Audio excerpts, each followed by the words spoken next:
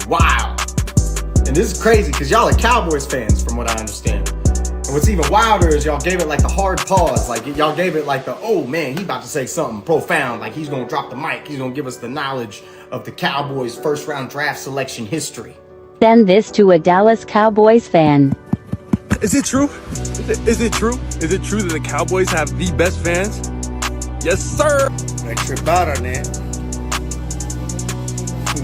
Because I'm swimming in it. I wear this jersey every first game. It's my favorite jersey. Drop some bars to my pussy.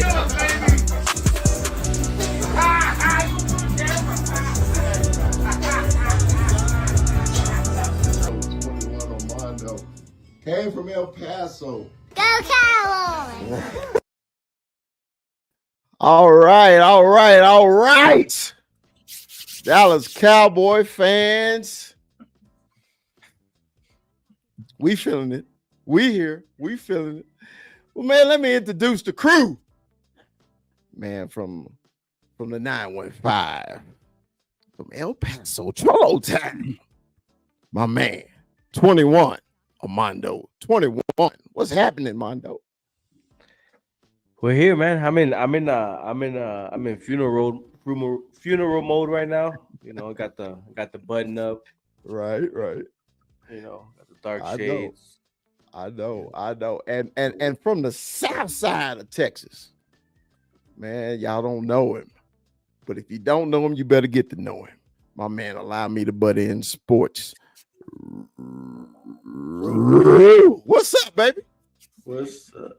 Man, I'm just out here living the life, man. I'm pretty much thinking Stars and Mavericks at this point. So let's go, baby. Stars and Mavericks. Basketball season and hockey season have officially started. My season is over. Right. On to the next one. Hey, man, look. Man, let me tell y'all something, man. I'm gonna give y'all a little brief rundown of Cowboy Up Podcast. Hey, man, it's me, the big fella Mondo, Rue, and hey, man, we're just starting our own thing. We're just doing our thing.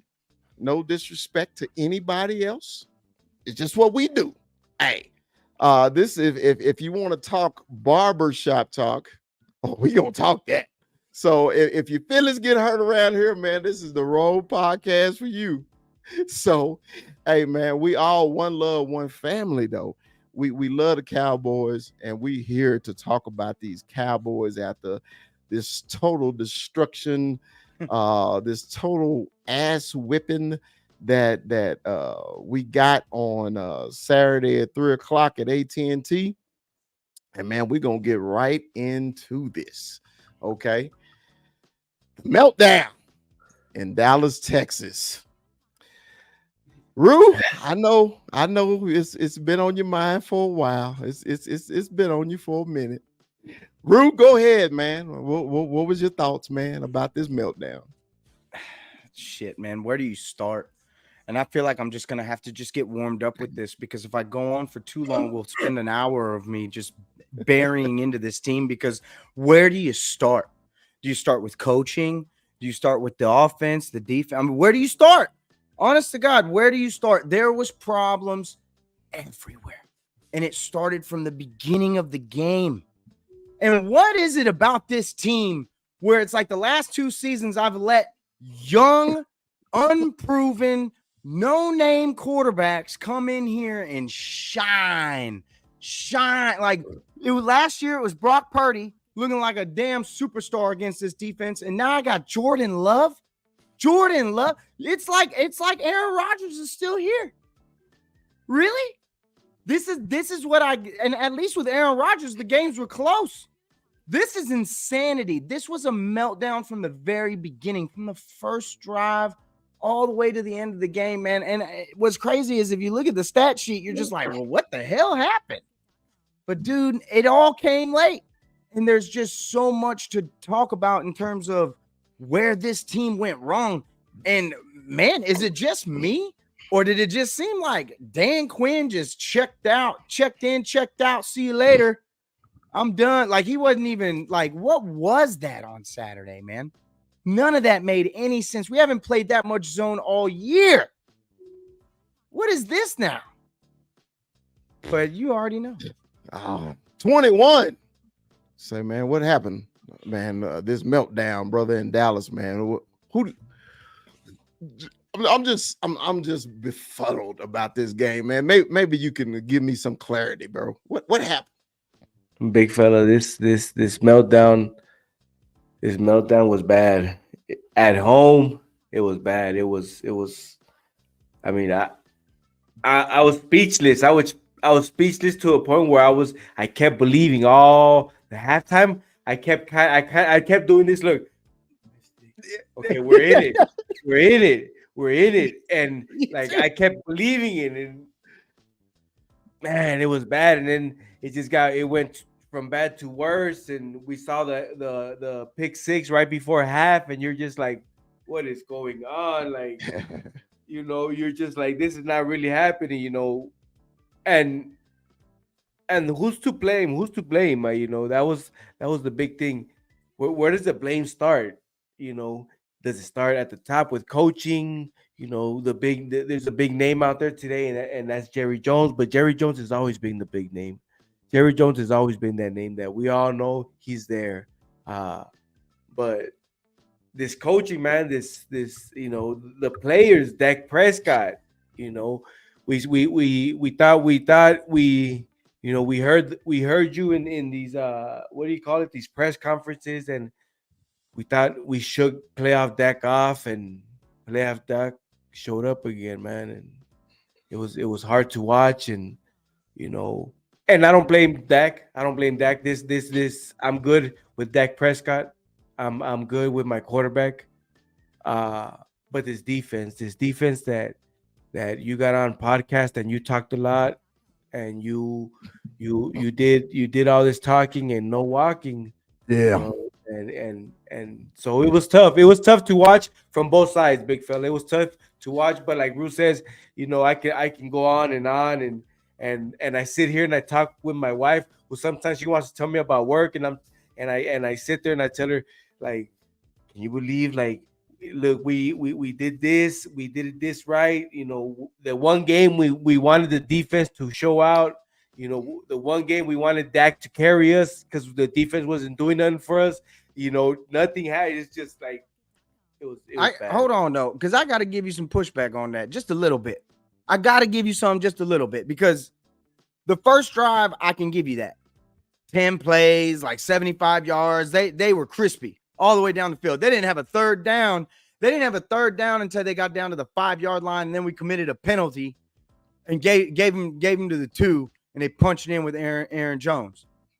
But after that first drive, our offense did us no favors.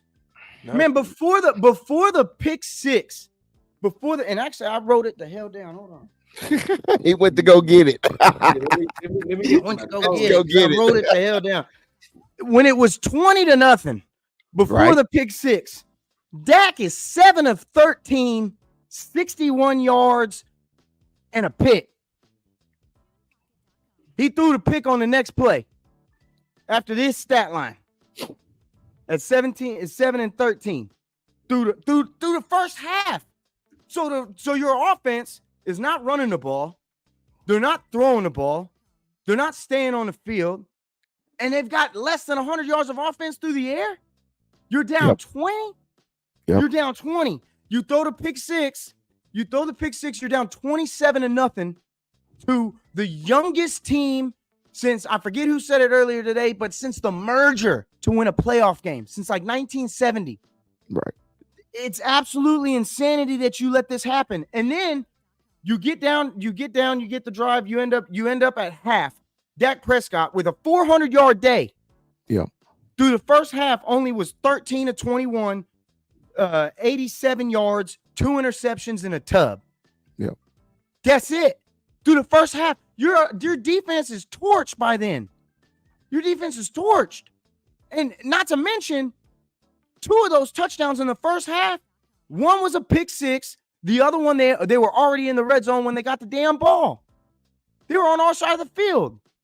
They didn't have to go far at all to get that other touchdown. So it's just like, I can't. Dak had the best year he's had all year, like his whole career. This was his best year ever. He's never had a year like this. 4,500 yards, 35 tubs, 9 interceptions. He had an elite year. We're talking an MVP caliber season. This is what you give me against the youngest team that's in the playoffs? This is what you, at home, no less? At home.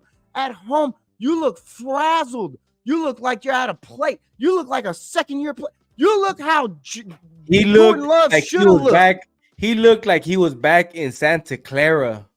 That's what he looked like. It made no sense to me. I'm like, and I'm like, Mondo, through that first half, I'm just doing the math. I'm like, all right, we still have time. Like, we have enough offense. We're at home. We still have time, especially when it was 20-0. When it was 20-0, yep. I was like, all right, we're good. We're good. Snap out of it. 4-minute drill. Let's bury this bitch down there. 20-7 going into the half. And then we get the ball back.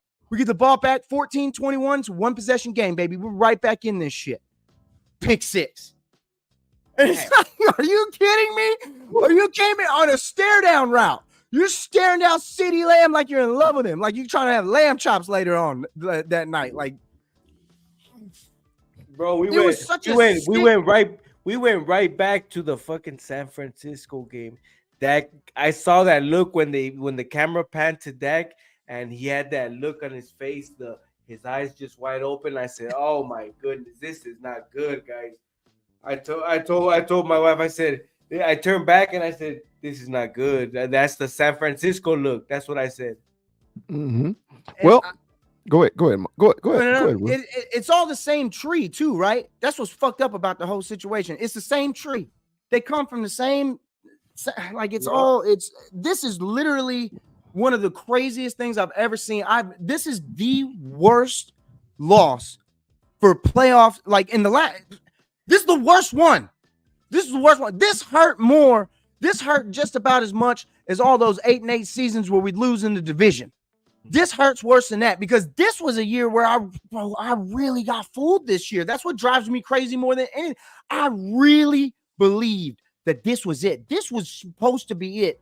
I had never thought that until this year. And this defense really let me down, which is the worst part about it. Because it's just like, you have what you have in the first half, but it just continued on too. Because you let up 48, damn it. Well, I don't think that you were fooled. I don't think you were fooled, Rue. I think it was just the most unprepared bullshit that we've seen all year. I thought the Arizona game was an unprepared bullshit, and I thought the Niner game was an unprepared bullshit. But when you come out, and thank you, Philadelphia, for giving us the number 2 seed because them fuckers couldn't win to save their ass.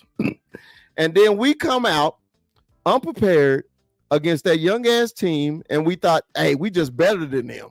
We just better than them. So we're not gonna prepare for this fucking game because we're better than them. And man, you go out there and you get your ass mollywopped. Okay, the whole first half, I'm like, y'all, I had the I'm doing math and I'm like, yeah, we only down 20. Man, we averaged 35 at home. This ain't no big deal. It ain't a big deal. But dude, when all right, I know what y'all mean about the deer in the headlights that Dak had. He did have that shit. He did.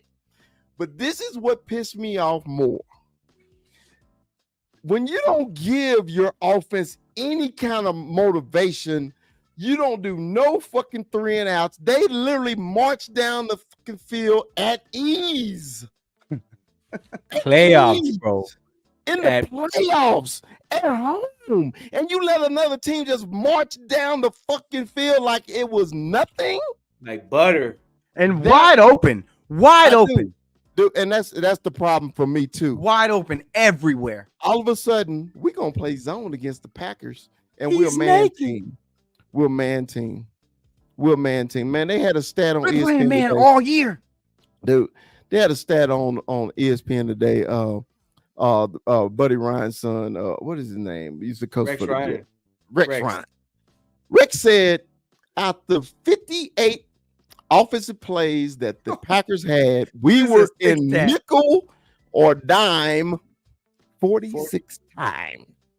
And tell me what Aaron Jones did in Texas yet again. El Paso native. Tell me what Aaron Jones did again. Oh, Man. only like a $120, 5 yards Dude. a carry, 5.5 yards a carry, 3 tubs. Had himself a hell of a day again in Dallas. So again. Bro, so this he every time let's just say this. I know a guy who knows a guy, and he's pretty close to the guy, and he shows out. He shows out for El Paso every time. He kept throwing 915 out there. Shout out Aaron Jones, but damn it, I hated you, Aaron Jones. Damn it, I hated you. For real though, bro, for real. It reminded you of the Buffalo game too, where every time he was getting the ball, he was getting 9-10 yards a pop, bro. 9 and 10 yards a pop. I mean, you're not gonna win a game when a running back is getting 9 to 10 yards a pop on you, bro. You're not gonna win. I mean, because literally, that's who gave Jordan Love the confidence. Aaron Jones, because it was no pressure after that, bro. There was no pressure on him after that. And another thing, me and Rue was talking about this too. I'm at the point right now. I don't know how y'all feel. I'm at the point right now that Michael Parsons needs to play exclusively linebacker. Exclusive. Okay? Exclusive. Because I've been bitching for the last 8 weeks about our linebackers being light in the pants. They can't get off blocks. They can't do nothing. And then you decide to put us in the nickel for the whole fucking game. And then they run right at us. So why we in nickel and then we gonna run zone off a nickel when you're a man team? Come on, man. And none of it made sense, man. There was no pressure. He had all day. He had all day to sit back there and do whatever he wanted. Every pass he made, man, I swear there wasn't a DB within 2 yards of a mother lover all day long. It was ridiculous what we were seeing in terms of the secondary and how much pressure we were getting. And man, I'm with you. I want Micah. I'd rather see Micah turn into Ray Lewis. I don't need him to be D Ware. Yeah. He's not big enough. He's not big enough. That's why he get 13, 15 sacks, and he's getting worn out by the end of the season. Tell me how many pressures Micah Parsons had in the playoff game against the Packers. I think three. And one of them was a touchdown pass. One of them was a touchdown pass. He was like that close from him, bro. That little jump pass, touchdown pass, that was Michael Parsons about to get to him. So, big fella, Dan Quinn. Oh, you got all these. You about to give me razzle dazzle. You got all these interviews. You have all these interviews. You have all the spotlight on you. Outside of all the outside noise, big fella, you think the outside noise is what got him? Or you think was this his? I put out a tweet. If you guys don't follow me on Twitter, check me out, 21 Armando 21. So so I put out a tweet, said this was Dan Quinn's deuces, I'm leaving game. Is the exit interview? Well, you know what? If I'm the employer and that's what you put out for me and the most important part of the season, I don't give a damn what coaching staff you go to, a job you get. And let me tell you why. Because it's nothing like winning. And you made our defense look like they didn't know what to do the whole game. It was so embarrassing, man, when you sit there. I'm sitting in front of this TV, and it was just like effortless score after score after score after score. So then we come out after halftime, big fucking mistake. We only got 3 points instead of 7. And what they do in 5 fucking plays, touchdown. It's just like, man, the defense kept, okay, as soon as the offense, you're like, all right, man, it's time to get going. Every time we kept getting going, we're down 21 or 28 points again. I think Dan Quinn really shit the bed this game, bro. I've been saying it forever, where we always blame McCarthy. We would love to blame Dak. When the hell are we going to blame Dan Quinn for the bullshit that he displayed on Sunday? That was bullshit. That was at Atlanta Falcon shit in the Super Bowl when you up in the Super Bowl 28 fucking points and you lose.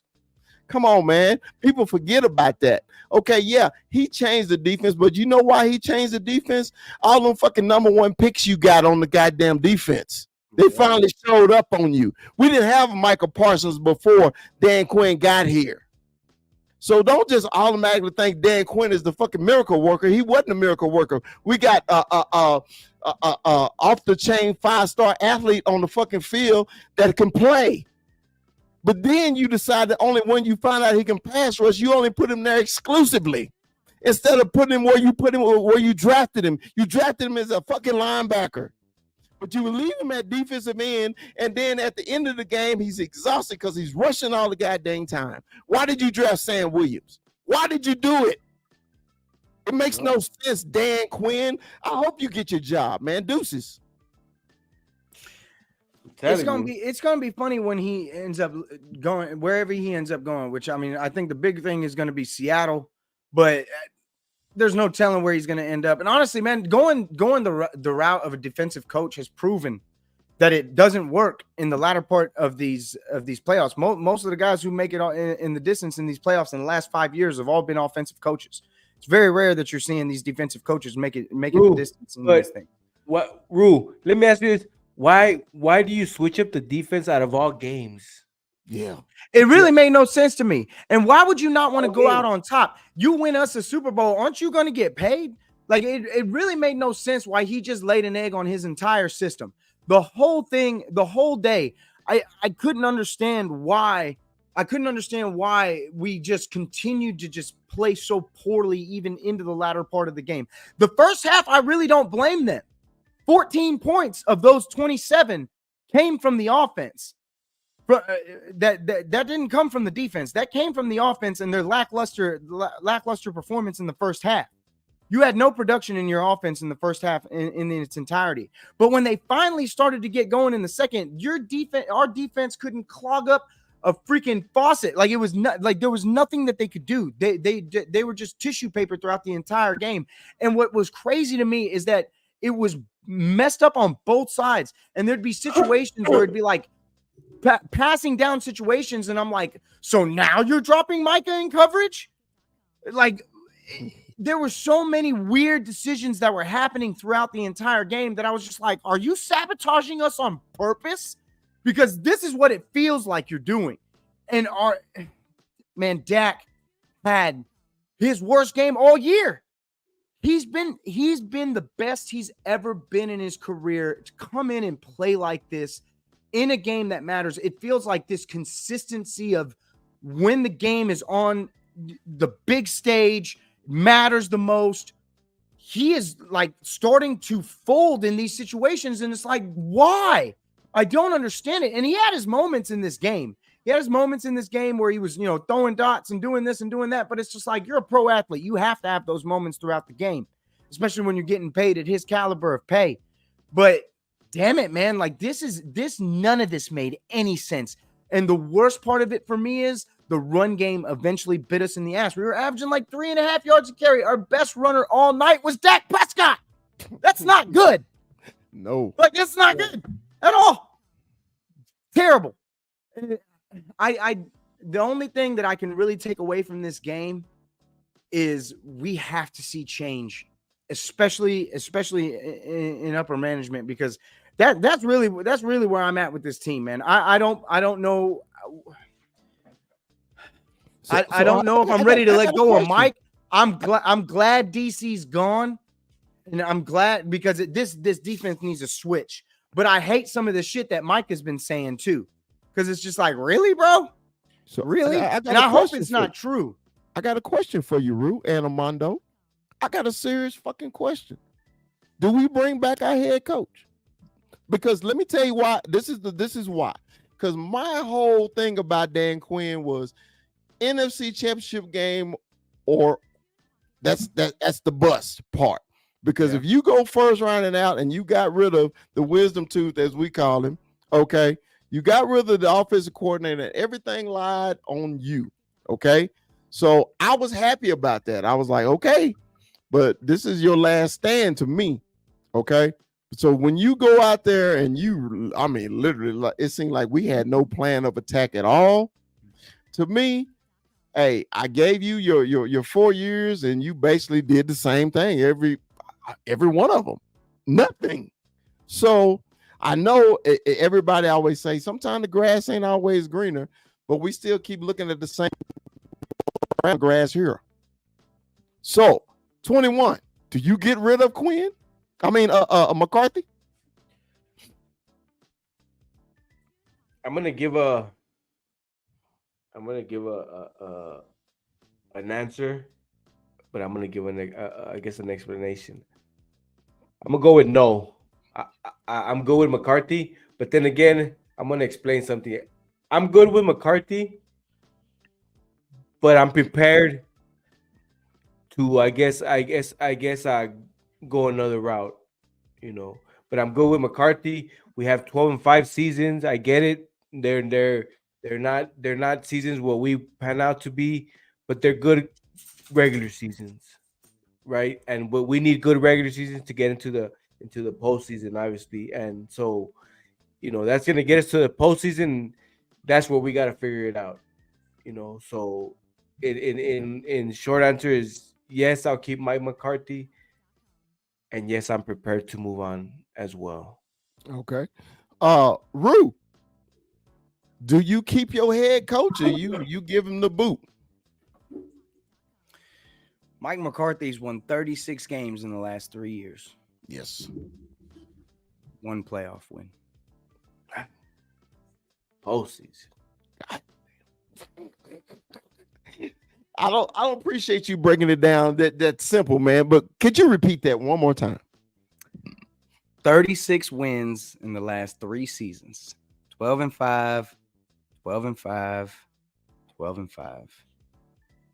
One playoff win against Tom Last Brady. year against the Bucks. That's it. That's all you got. It was beautiful. Tampa was beautiful. So with that stat alone, Rue, with that stat alone, do you keep him? Here's my problem. Who you bringing in? Who's gonna coach for Jerry Jones? That's the question.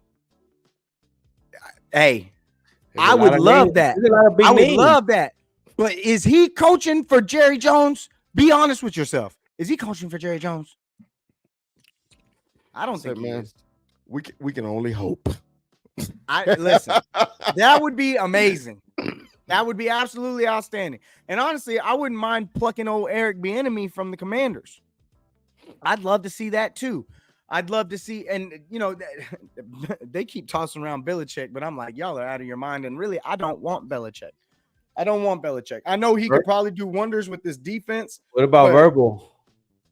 I'd love Vrabel. I'd love Mike Vrabel. Verbal. I think Mike Vrabel would be awesome. I would love. I think Tennessee dumb for firing that man. I don't know how you fire that man. They obviously have not stopped playing for him. You just need to get him personnel. That's the fact of the matter. They won their last game of the season. They didn't have to win that game. They could have packed it in, called it a season, called it quits, this, that, and the third. And he said before the game, losing fucking sucks. And guess what? His team won the damn game.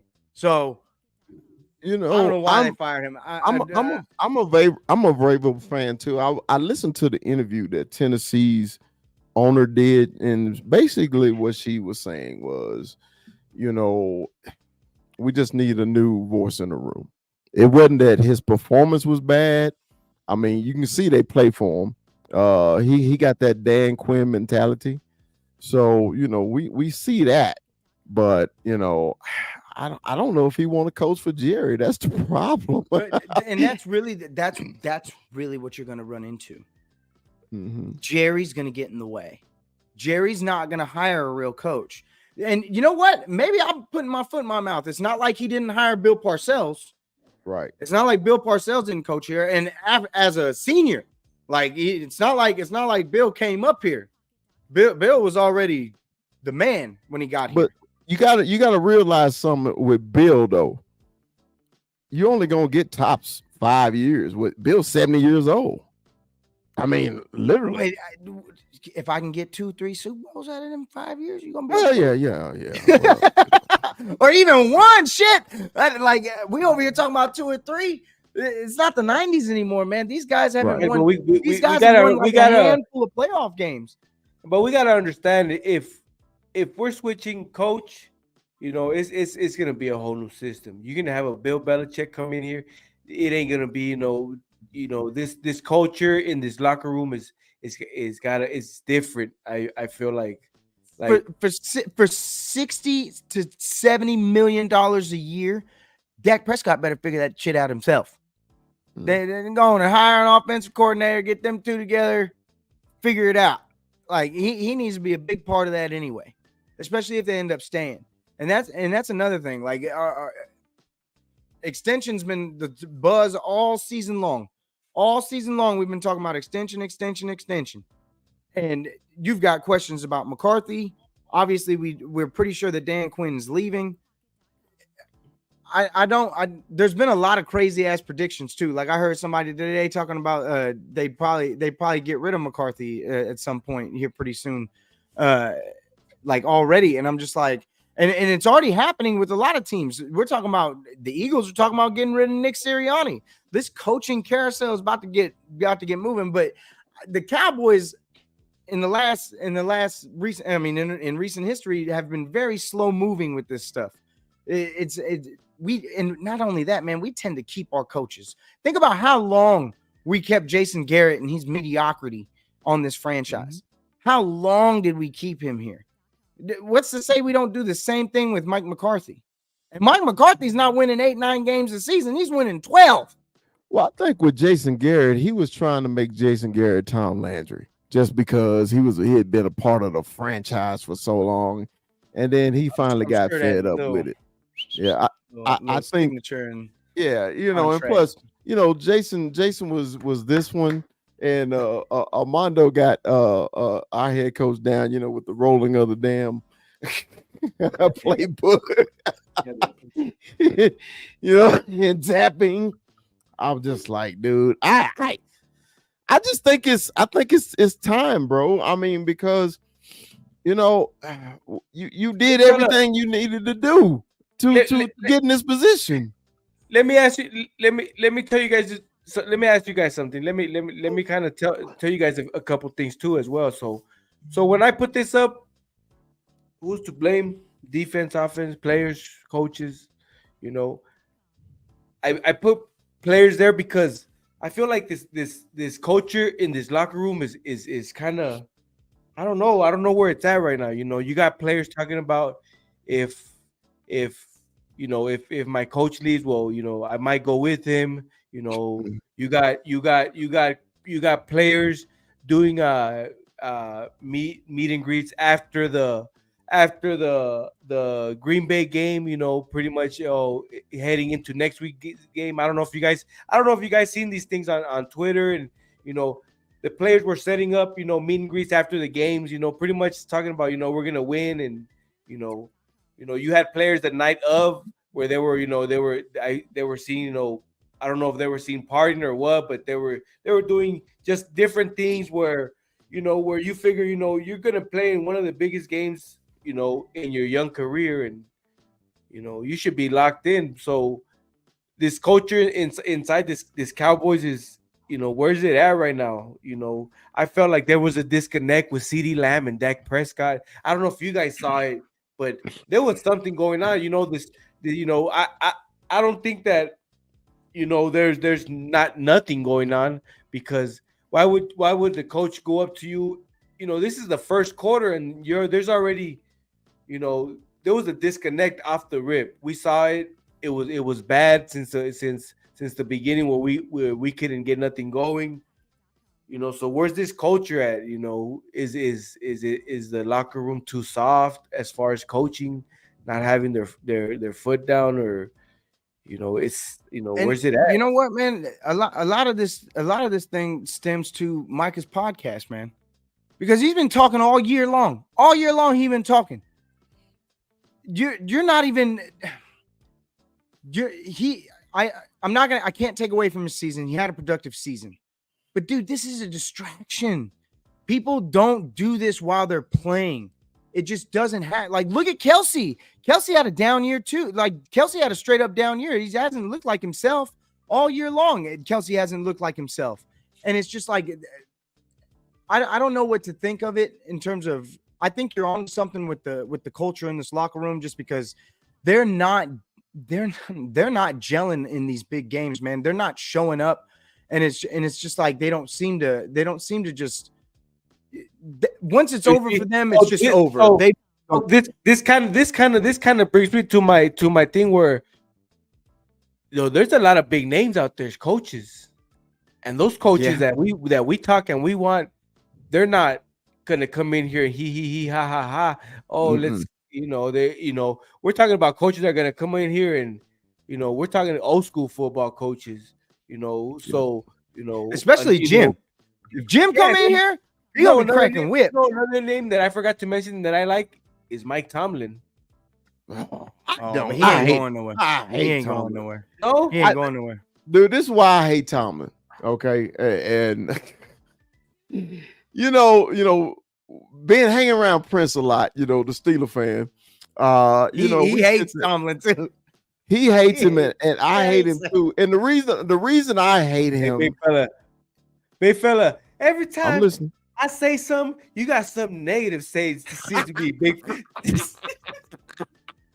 I'm gonna drink my water, big fella. Fuck it, it's barbershop talk. I can be negative on our show if I want to. Yeah, shit. Yeah. Hey, you see that shot? Bro, did you see that motherfucker? What that motherfucker like? Bye. Deuces. Say. I'm sorry. Anyway, I go ahead. apologize for being so negative, Armando. But I don't like Tomlin for a couple reasons. His in-game coaching to me is poor. Now he's a good motivator. He can get his team to play. But besides that, he's Mike McCarthy. Yeah. Why would you replace Mike McCarthy? No, don't do that. It's my feelings. My feelings. But he's doing this shit. He's doing this shit with guys like Mason Rudolph. Like, come on, man. You can't discount him like that. This man in the same division as Joe Burrow and the Bengals, Lamar Jackson and the Ravens, and Deshaun Watson and the Cleveland Browns is getting it done, making it to the playoffs. And yeah, he got trounced by the Bills, but damn it, Mason Rudolph is that man's quarterback. They defense got him in the playoffs, bro. Okay, bring him and let him do my defense like that. So I want a defense like that. And all he needs is the right OC.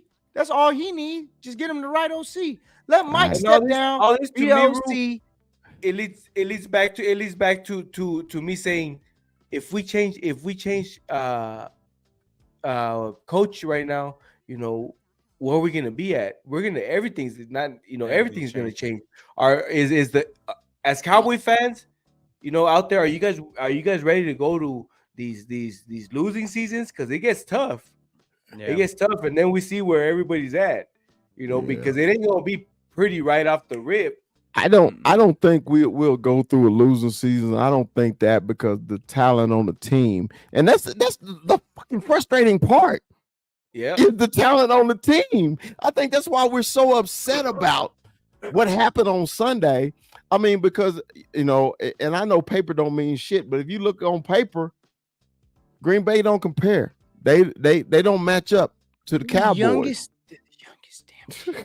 They're the youngest damn team since the merger to win a playoff game. The youngest one. Like that kills me more than anything. You have a veteran quarterback in Dak Prescott who looked like he was finally coming of age, just to get shown up by a guy who didn't even. Hey, and another stat? Who was the only team to lose at home this year? In the playoffs. Oh, geez, tell me it's not just it is just the Dallas Cowboys. Everybody else won at home. The Texans won at home. The Chiefs won at home. The Bucks won at home. Come on, man. Buffalo won at home. Everybody won at home, but Detroit won at home. What Everybody sucks more wanted than home. yeah, man. We should be talking about having to play Detroit this week. That's what kills me, Exactly. man. We should be The talking about having to rematch. play Detroit this A week. rematch. Them coming off a tight knit game, 1 point victory. That's what we should. And what's so funny, man, is so funny because my wife really don't care about football and stuff like that, right? Like she'll go to the games and shit with me, but she really don't give a shit. You know what I mean? Right, And she likes poking. right. She likes poking the bear. You know what I Right. mean? She loves poking the bear because she's like, this is literally definition of insanity. You in this relationship with the damn Cowboys. And I'm just like, all right, shut up. Don't tell me shit like that. But anyway, bro, Love you, she honey. gone, right? She gone. And I told her, oh no, this should be fucking warm-up game. This should be one of those like early season games that we saw from this team. I'm talking like I want to see Cooper Rush in the middle of the fourth quarter and shit. And my wife leaves. And she don't come back till like the third quarter. She called me.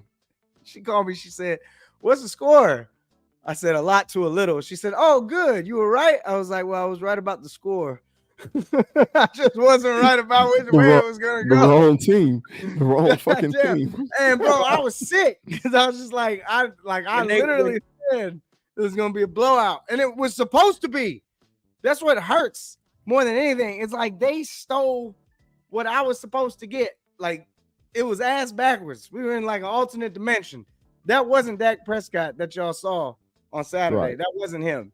That was a damn MIB agent or some bullshit.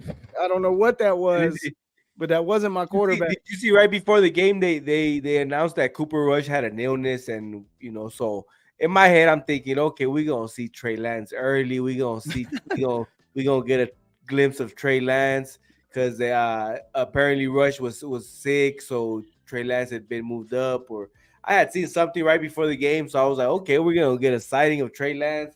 Right. You know what? Man. Now that you bring that up, because that at the time made no fucking sense to me whatsoever, especially with what the Cowboys have drafted in the fourth round of drafts. But is this going to be like, are we going to see some stupid nonsense happen with Trey Lance next season in this offseason? Is it going to be something like, are we going to see something dumb? Are we going to see a new coach come in and make it a competition or whatever? I don't mind competition, but it ain't no way that Trey Lance is better than Dak Prescott. I don't think so either. Yeah. They would know that by now. I want to bring up something because I was actually positive at halftime. I was positive because the old ball coach went off on Fox. He went off.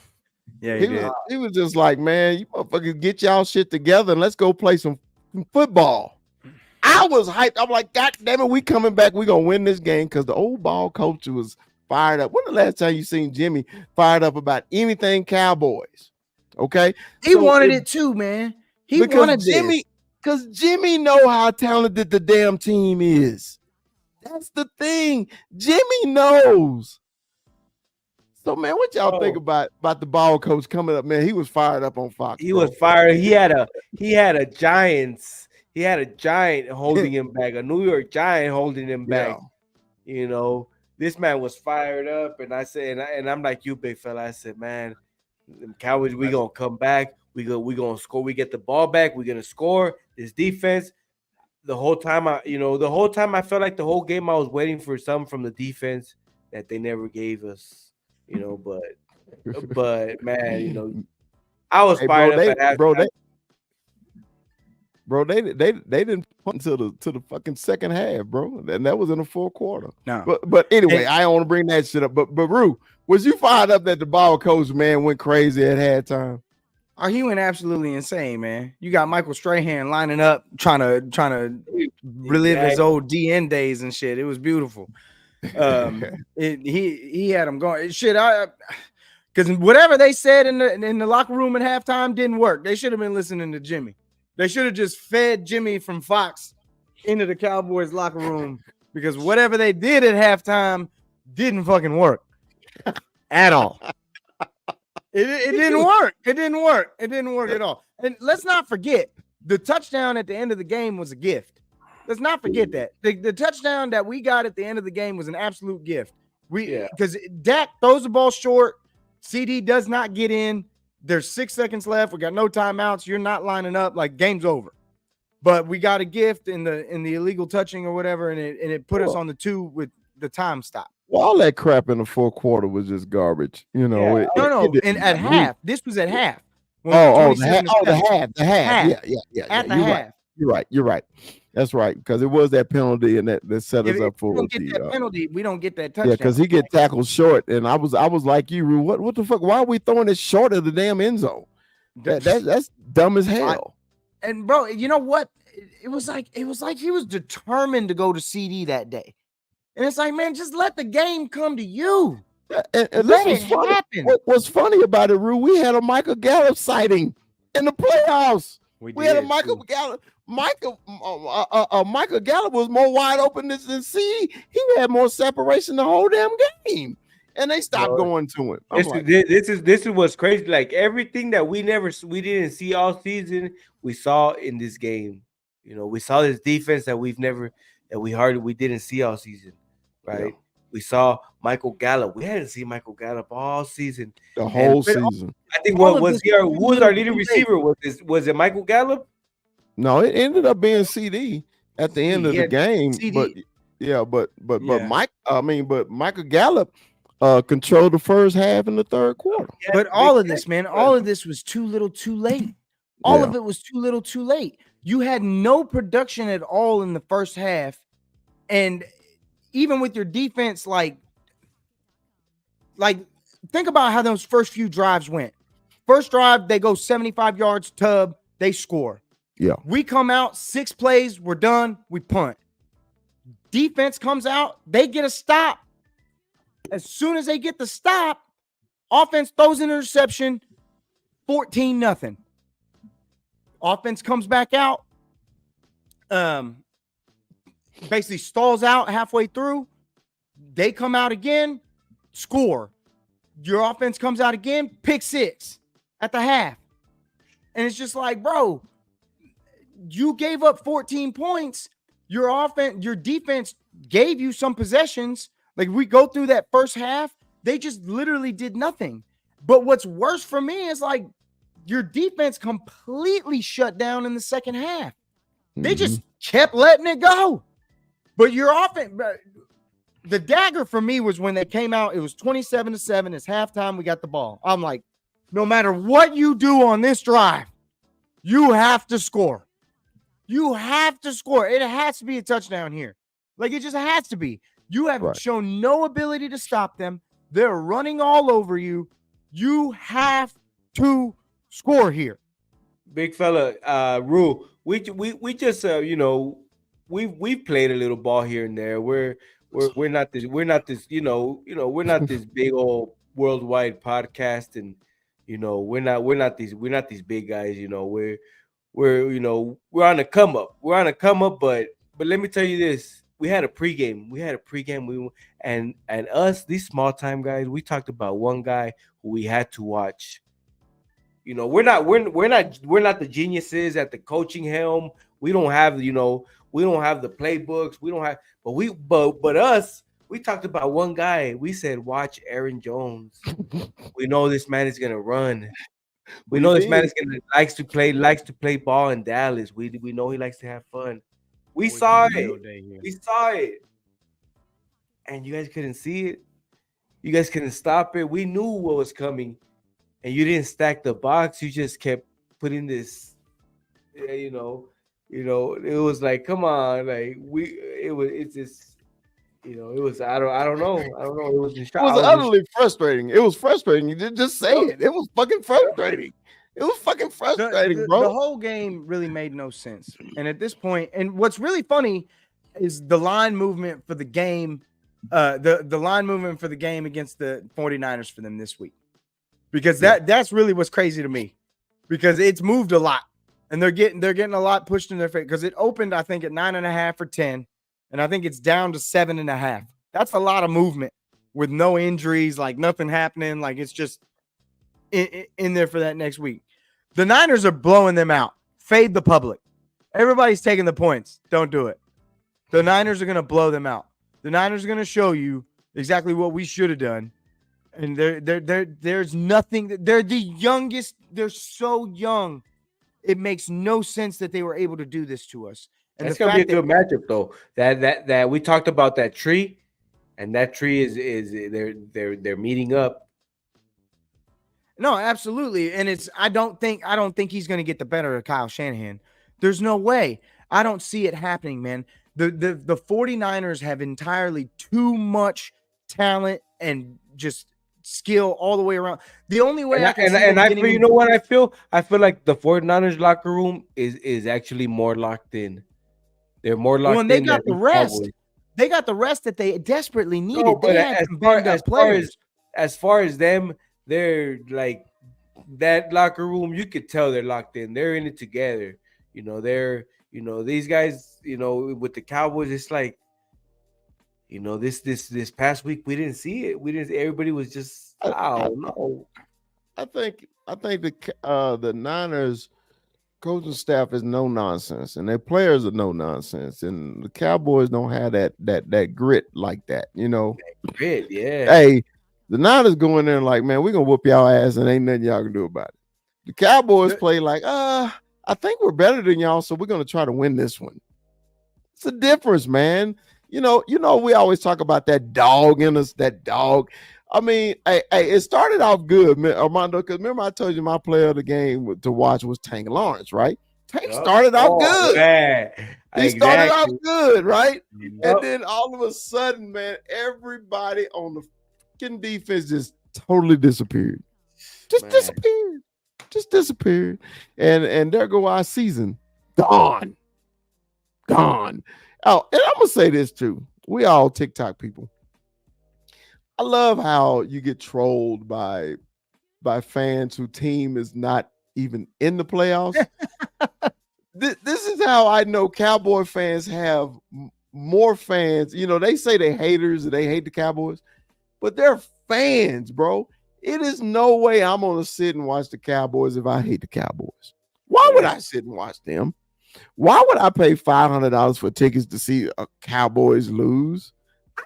You can't explain that to me, about that. So when you see all these posts and ha-has and they teams hadn't even played, like my man Rams Nation, mic'd up and then Broad Sports trolling me. Hey man, same old Cowboys, and you go out there on Monday night and you get your ass mollywopped.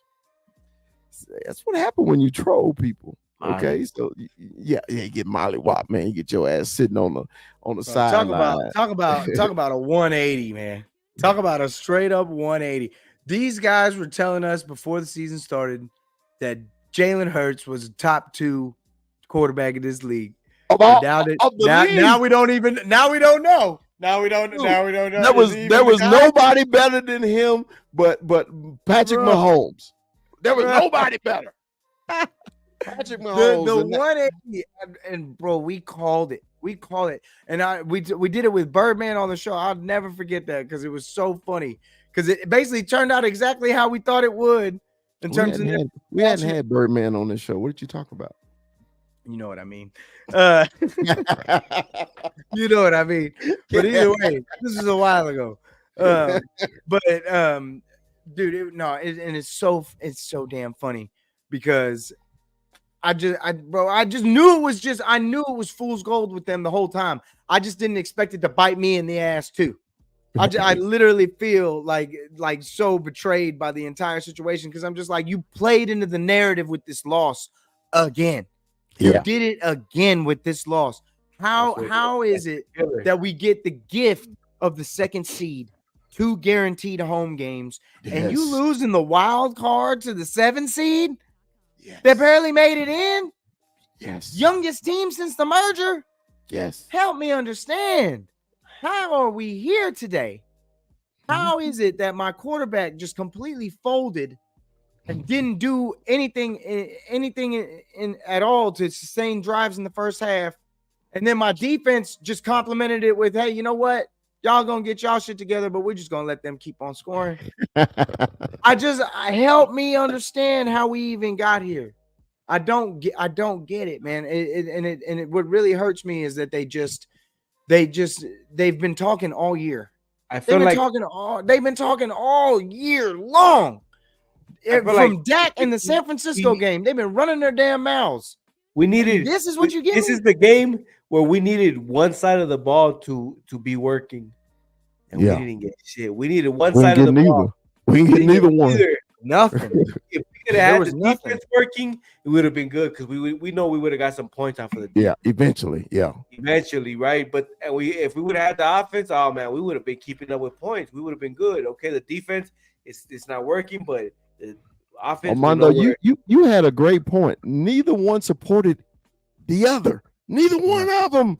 Armando, you are so spot on, bro.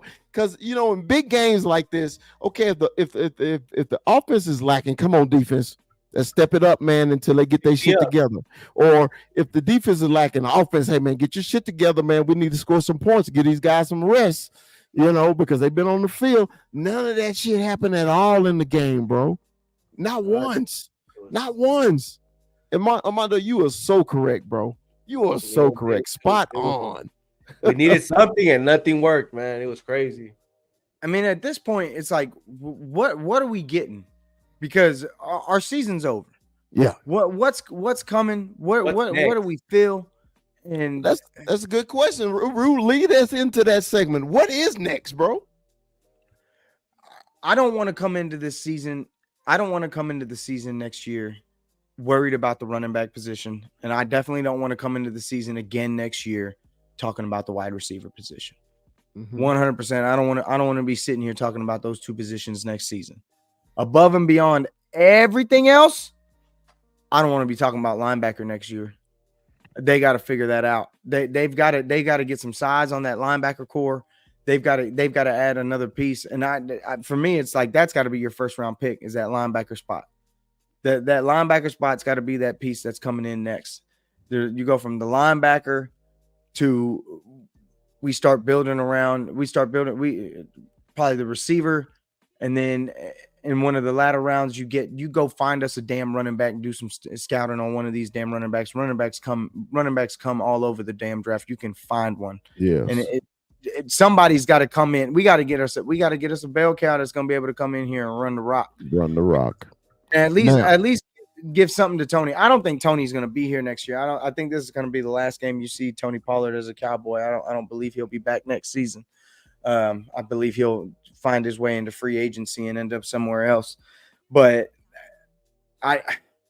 that's definitely a position of concern for me. And without a consistent run game, man, it's really hard to win in December and in January. And that was very well proven to us by us and by the Dolphins. If you look at that high-powered offense that everybody was clamoring about in September and October and November, look at how they ended up. And it's exactly how we ended up because our run game was never a part of our offense throughout the entire season. Our run game has been extremely average all year long, and it is a problem because this is when that run game plays a huge role in what you're doing because it controls that time of possession. It keeps your offense honest. I mean, if you look at the play calling for the Packers against us, it was a perfect game. There was literally they were just running the rock, run, and then it was pass, big pass, run, big pass, run, big pass, and every big pass they were wide open, like not a DB within a yard or two of all these receivers, just absolutely having a field day against us. And what's worse is what hurts me more than anything is that the last two seasons you've had very young, very inexperienced quarterbacks destroy your defense. Yeah. Both years. And Brock Purdy and now Jordan Love. All the more reason. Dude, bye, 21. What's next for the Cowboys, baby? What's next, man? Well, I think first we got to figure out this coaching situation where we're gonna go. We all kind of split. I'm Mike still. I'm still Big Mike. I don't mind if he stays. If he moves on, I'm prepared for that as well. But so I think that's the first decision. After that, where we're gonna go from there is I'm with Rue. I don't see Tony Pollard returning. You know, but I also don't see a tough time. I feel like we draft well enough to get some good some good running backs, in the later rounds maybe, but it's just I really want to see with the coaching, where we're gonna stand at, what's gonna be next. Dan Quinn, we think he's leaving. We're not sure yet, because a lot of teams they saw that interview and that interview didn't go too well. He came in with the wrinkled shirt, and you don't want to go in with the wrinkled shirt to your interview, right? So at least iron it something, so I want to see what's next with this coaching staff, and I guess from there we'll figure it out. We got a lot of I feel like this offseason is gonna be tough. There's a lot to figure out. There's a lot of names that want money. It's gonna be interesting. It's gonna be interesting. Well, there's I mean, you guys have to remember there's names out there in the what is it, like in the upper management, the Will McClays, and people are looking at these people, so it's gonna be interesting. Well, what's next for the Cowboys for me? Let's go back. Normally the Cowboys have a pretty good draft class, right? So let's read off our draft class last year. And we're gonna give them grades, okay? All right. Mozzie Smith, Michigan man, F. That's my opinion. Luke Schoonmaker, Michigan man, D. Deuce Vaughn really didn't get on the field, incomplete. Jalen Brooks, what you give him? I incomplete. Awesome Richards, he didn't touch the field this year. Incomplete. DeMarvin Overshown, he got hurt, so IR. We had big hopes for him, okay, because of our linebacker core. Yeah, so those are big question marks. Yeah, big question mark. Yeah. Eric Scott, secondary. Did he even make the team? Shit, did you even see him all season? Incomplete. And for Hoko, they activated him last week. Yeah.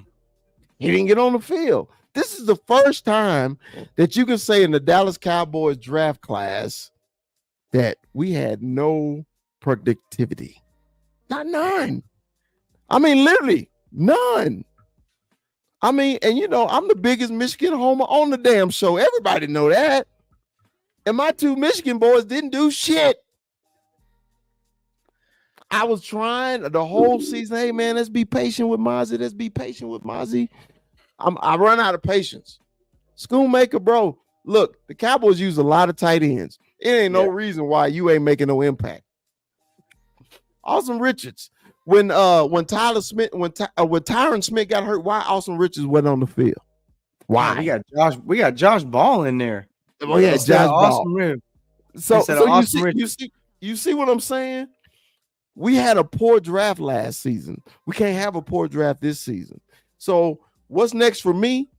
We got to shore up the linebacker position, bro. That is the biggest deficiency. It's so glaring. It's right in your face. If you can't see it, you ain't been watching football at all. Our linebackers absolutely suck. That's why I'm the proponent of putting Micah exclusively at linebacker. Yeah. Hopefully Overshown to give us something off his injury. And we need to draft the biggest, strongest, fastest linebacker in the freaking draft. Okay? So, what's next for me and the coaching staff? To me, Dan, you got to go. That's my personal opinion because I've been a Dan Quinn guy. Dan Quinn guy. I've been a Dan Quinn guy, but dude, when you go out and you put a defense out there against the damn Packers and it look like, man, we look like the Swiss cheese with all the freaking holes in it, you got to go. So Mike McCarthy, I'm with Armando. I'm 50-50. If they fire him, cool, whatever, because you had your opportunities. If they keep him, cool, whatever. We know we're going to win 12 games. But my thing is, what after the 12 games are you going to do? Yep. So Cowboys, what next? Oh, and I definitely agree with you, Rue. Get a damn running back in here, bro. You had a couple opportunities in the offseason. Man, my man from Cleveland, Kareem Hunt. Kareem Hunt was sitting there a whole offseason. He didn't sign with Cleveland until week 5. Kareem Hunt was sitting there. Come on, offense. I really don't understand that either. Because they really either are just that damn stingy when it comes to the cap and spending the money, or they just really believed in Rico Dowdle, and that ankle bothered him all season, and he couldn't get himself on the field. But I feel like even when he was on the field this past time, he only got 2 carries. I think carries. I think they were like everybody else, and like us. I felt like they put all their chips in on Tony. And we all expected, because all season I was like, okay, TP's about to have that one game and we're going to see him break out. And he never did. I think everybody kind of waited on that. And we all kind of were like, okay, we're not going to go out and get nobody. We're going to wait, because like the big fella says, Kareem Hunt was there. There was names out there. It was names to be had, bro. We could have had Zeke. We could have had Zeke. We could have had Zeke back too. Could have had Zeke. Other than videos that got me fired, shit. Hey, it was running backs there. It was running backs. Okay? It was running backs. So all I'm saying is, man, going forward, Dallas Cowboys, we got to make better decisions from the head office to the players, and for the players to actually go out there and perform like you should. Hey, man, we're fans. That's all we are. This is just barbershop talk. We talking about our team that we love the most, okay? But you ain't got to be a professional to see glaring weaknesses on your team, because like every one of us on this panel, we watch every fucking snap of the Dallas Cowboys shit for the last 35 years, okay? That's what I do. I do this. This is in me. Every inch of this is blue. I bleed blue, bro. That's what I do. I love the Dallas Cowboys. I don't give a shit what you say about them. They still my team. You'll never get me to cheer for nobody else or say nobody else is better than my team. So what we saying on this panel, I'm trying to speak for all of us. Cowboys, man, y'all got to cowboy up and get your shit together. Let's go, man. We got final thoughts, man. Rue, lead us off, man, with our final thoughts for the day, brother.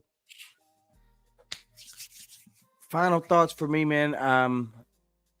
I'm very disappointed in terms of how that whole season went at the end. I will say I am glad that we started this, and this is going to be fun. I'm going to enjoy doing a few more of these episodes. I can't wait to get Mikey in here. I know he's got some thoughts on this whole thing too. Yeah.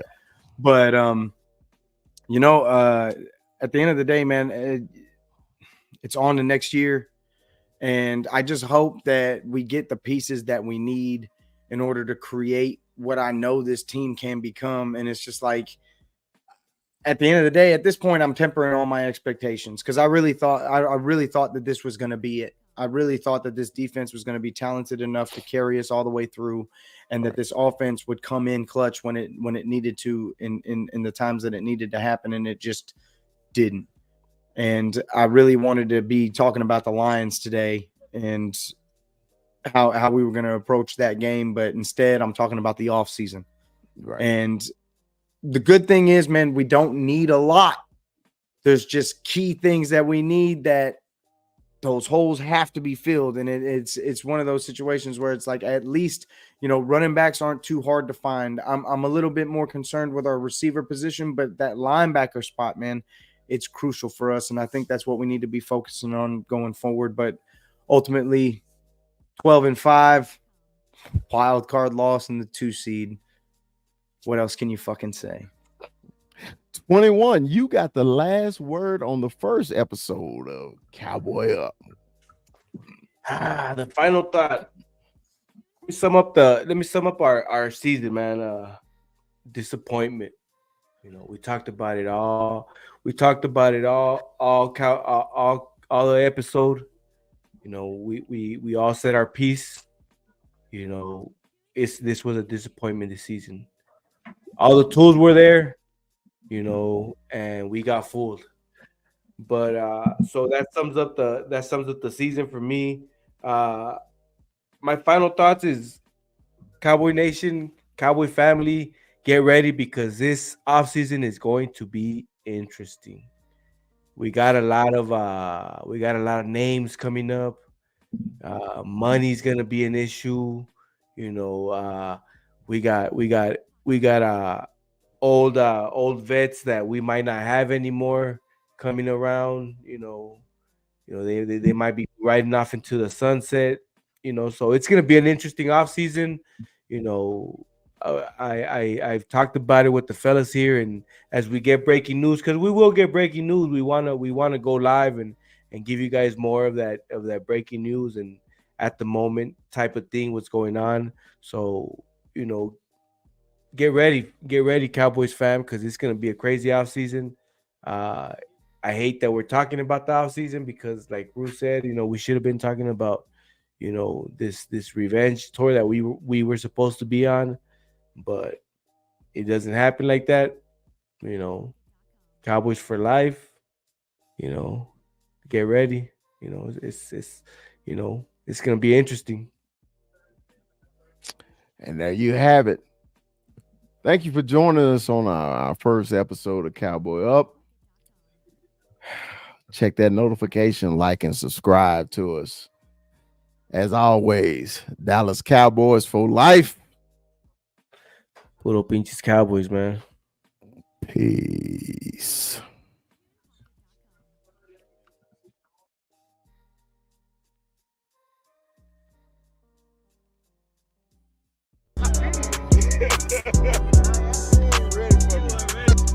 This is what we're doing now.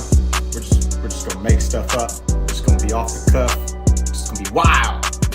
And this is crazy because y'all are Cowboys fans, from what I understand. And what's even wilder is y'all gave it like the hard pause. Like y'all gave it like the, oh man, he about to say something profound. Like he's gonna drop the mic. He's gonna give us the knowledge of the Cowboys' first round draft selection history. Send this to a Dallas Cowboys fan. Is it true? Is it true? Is it true that the Cowboys have the best fans? Yes, sir. I trip out on it. Because I'm swimming in it. I wear this jersey every first game. It's my favorite jersey.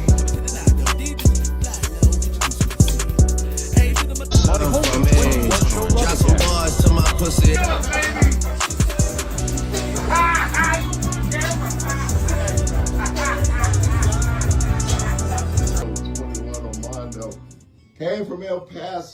Go Cowboys!